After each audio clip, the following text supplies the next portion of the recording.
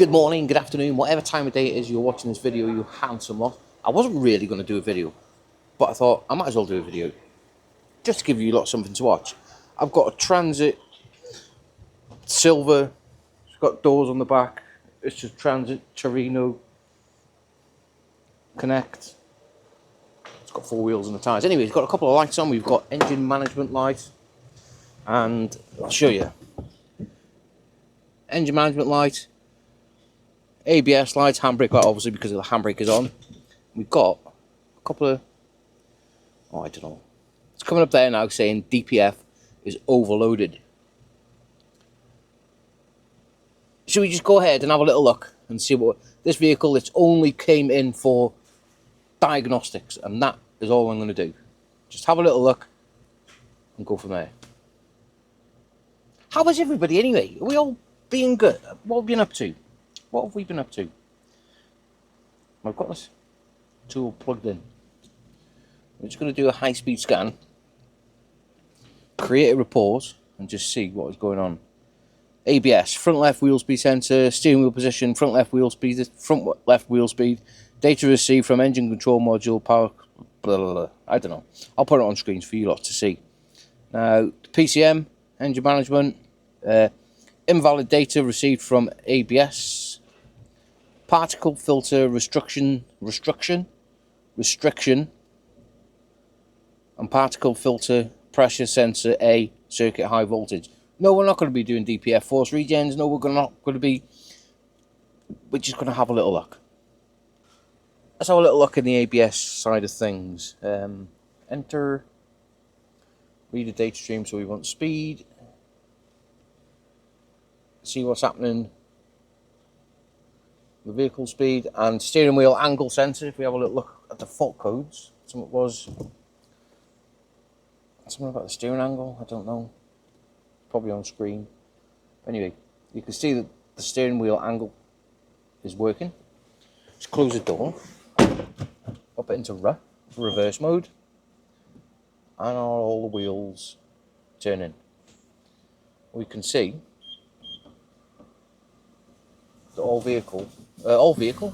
wheels are reading.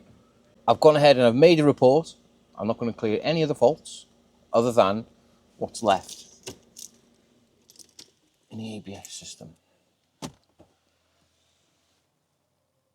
Clear faults. I'll have a little look and see if anything comes back. No DTCs.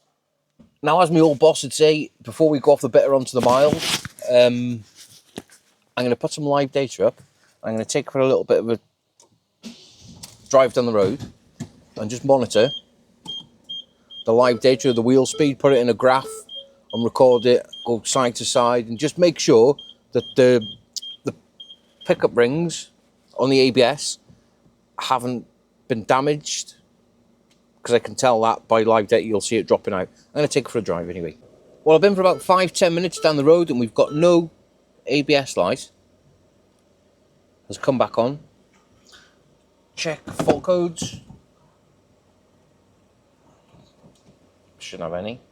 Nope, no fault codes. Let's go back to the data that we've recorded so I can show you. Let's select all.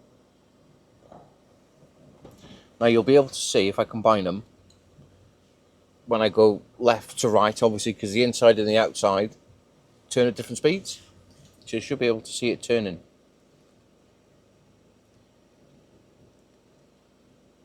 Can you see that? Can you see where I'm going side to side? So everything up to now is looking okay. Going around a bit of a corner, slow down. Now we have got some droppage outage there, but that's on three wheels. Nothing alarming though. But the graph seems pretty much as it should be. Now this is where I went, turn right, different wheel speeds. The rear right is obviously the slowest. The blue is the front left, which is the fastest. Then I stop and turn around And you should be able to see them all swapping over.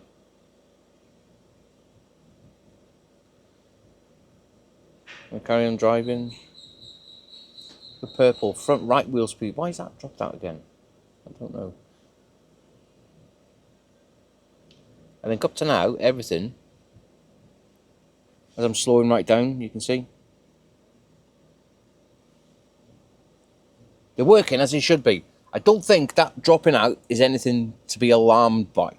Otherwise, the light would have come back on. I don't think we need to worry about too much with the ABS. Right, now let's have a little look at the DPF side of things.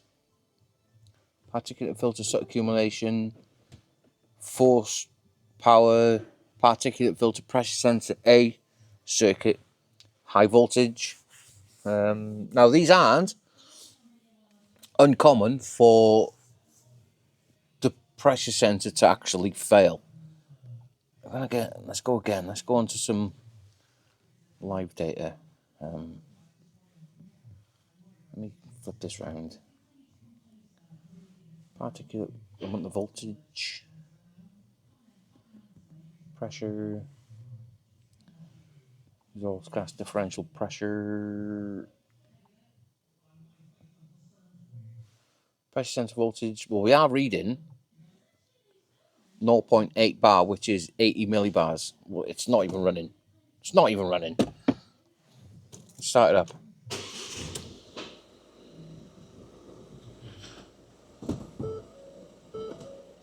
Engine service now. Okay. You can see that it is not reading at all. Interesting. Yeah, I'm always interested. Yeah, I'm fine, Jace. I'm just talking to myself. I get more conversation out of my camera than I do you. Just talk back to me, yeah. Anyway, let's plod on with the video. Evidence that it has been played about with.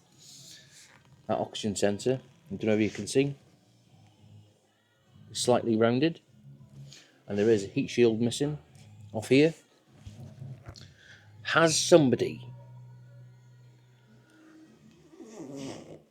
I think I'm only being told half the story here. In this trade, you have to be a detective. You have to be. Now I just got to put all the pieces together and see what's going on. I think, personally, it's been clean, possibly. Somebody tried to clean it. Because there is, like, wires that aren't plugged back in properly. But we're going to be looking at that DPF pressure sensor, which is just around the back there.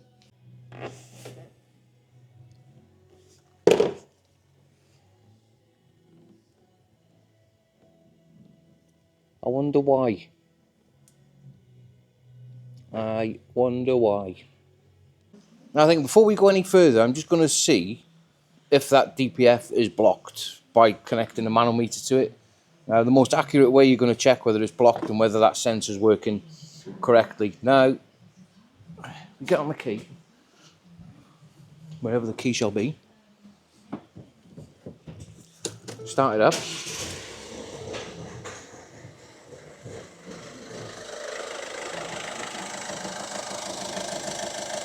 .77 millibars. I've now got a reference that I can work to if I fix that wire. I'm not going to get too involved because it's only just for diagnostics. I might as well just fix it while I'm here tonight. What I'm going to do is try and put a back probe down there and just touch that wire onto it and see if that sensor becomes live. Oh, a lot more drama. As I've been back probing, the green one's broke. The blue one's alright. Right. Let's do some temporary repairs. Right, we might as well try and do this on the go and just see if it works. Some little clamps, some back probes. Let's do the red one first. That one can go in there. That can go onto that wire.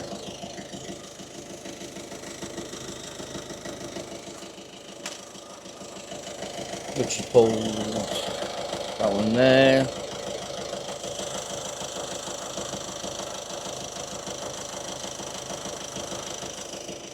There we go. I'm gonna have to stop the camera, hang on. So we can clearly see now the with them wires on a bit of a temporary repair, just to see if it's working. Which it is. So there's nothing wrong with the sensor. Nothing wrong with the DPF.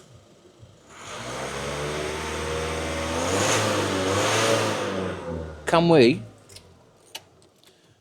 switch it off? Put that back on. Read the fault codes.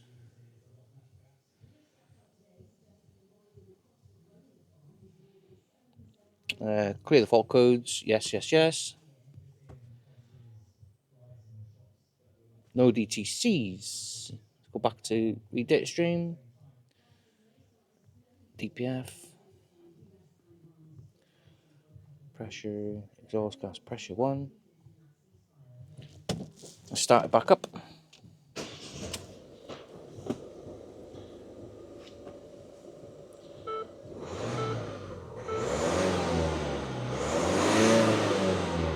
Engine lights come back on. Why is that? Right. Engine management lights come back on because the DPF. The computer's registered that it's like fully blocked because it hasn't been able to measure the pressure, it hasn't been able to calculate it. So it's just sent it straight to 219% on the SUT. Right. Before we go any further, I just want to try something. Now the DPF pressure is reading, it is now calculating its SUT. So if we hold it up at about 3000 RPM, you should see. Going to be better if I put it in a graph.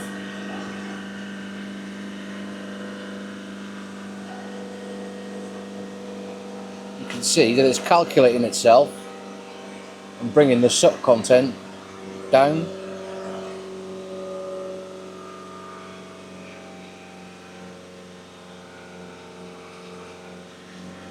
The DPF pressure reading is perfectly healthy, that DPF.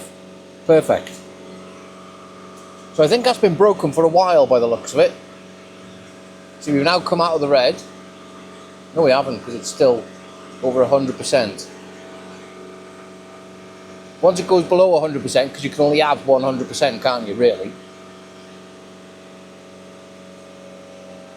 I'm going to keep my foot on the throttle for a couple of minutes, and I'll start the video again. I'm not going to bore you with this. While I'm holding this vehicle on revs, this goes to show, I can't get my words out, that it could have quite easily gone down the route of, oh, just map it out, the DPF's a problem. And it just goes to show that the DPF is not the problem. It never is the problem. Yes, it is an issue, but it's never a problem. Do you know at the beginning of the video where I said I wasn't going to do a forced regen? I think I might have to, because sometimes these vehicles, they'll sort themselves out when they get it up to temperature, and I haven't got an hour to take it down the road for a test drive and one thing and another. So I'm going to sort them wires out. Like, I've got it down to 49, 48. It is coming down. I think if I sort them wires out and do a forced regen on it, I'm more than confident enough that a regen's going to fix it. Well, I wouldn't say fix it, but sort itself out, if that makes sense. Now, you lot are probably going to be screaming at your TV, oh, you can't repair it like that, oh, what's going to fail? Well, guess what? I need a temporary repair and I'm doing it now. So it's going to work for now. And I've organised, well, spoke to our Ford dealer to see if they can get me some new terminals. or a repair piece, but I know you can get these offline. What I've done, deep in the plug and soldered the wire onto the pin. We're going to feed it back in. Like I said, this is just temporary. It's going to temporary, but it's going to work. I've got every faith in it. I've done lots of repairs like this over the years, and they've worked perfectly, and even gone to the moon and back. Joking. But yeah, let's get that pin pushed back in. Everything is now repaired, and it is bolted back up to the battery tray. Now, got some live data. I'm just going to give that wire a bit of a wiggle test. Monitor the live data at the same time, make sure that everything's okay. And it's all reading. Right. Now for the part that I don't like, but sometimes it is actually necessary on these vehicles. Let's do a DPF regen. Right, well I tell you what, these Fords now, they can be a little bit of a nightmare. When you go through on your diagnostic tool through the correct vehicle, there's no special functions there to allow you to reset the DPF. That makes sense. So I've had to go back around and go through a Ford Focus with a 1.5. As you can see, we've still got 219% in the open loop. It's going to have to be reset and then a DPF regen. So I'm just going to have a little look. Special functions, reset the valve. Oh, yeah. Let's do the reset values of the DPF pressure sensor. No. DPF. Reset. Hang on, mate. Hang on. Just hang on. Just on a video call at the minute. Hang on, I'll be back. I'm back. I'm awful sorry about that. But anyway, special functions, powertrain control module. Now this is in a Ford Focus 1.5. And we have got reset the diesel particulate filter learn values. We're going to have a little go at doing that. After performing procedure, static regeneration must not be performed unless instructed to by a symptom-based diagnostic procedure. Right. Carry out this function if a new diesel particulate filter has been installed. Do you wish to continue? Okay. Switch your key on, engine off. Please wait. 4, 3, 2, 1. Complete. Okay to continue. Switch off. Gotta wait 45 seconds. Oh. Well, it said procedure successful. So we're gonna go back now. Read data stream. Go set. Set. Click that. Click that. Click that. 0. Oi, oi. Right, we are getting somewhere now, I think. Right, PCM, do that. Read fault code. Retrieve. Might not have any fault codes. Right, clear. Clear. No DTCs. Right, you watch it ping back up. I know it will. I know it will. It's just going to happen. If it doesn't, win-win.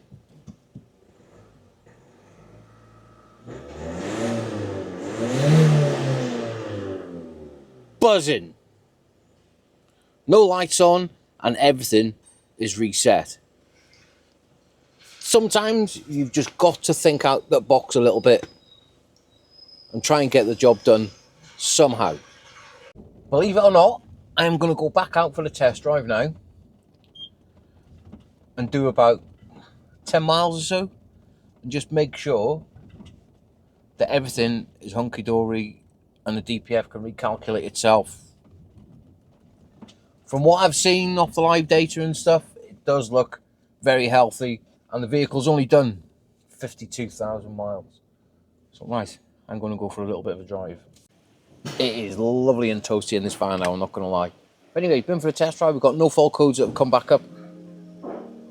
Everything's happy and everything's being calculated as it should be, so it's working. I haven't done anything to the ABS other than just clear the fault code and take it for a test drive and make sure it's all working. That may come back on. Time will tell, but time of test, everything is working as it should be. I don't think this video would be as long as what it was. and it only come in for diagnostic, but we fixed it. But anyway, hope you've enjoyed the video, and if you've made it this far with me jabbering on like I have done, please don't forget to hit that like and subscribe. I will definitely see you on the next video. Take it easy, let's get it sent.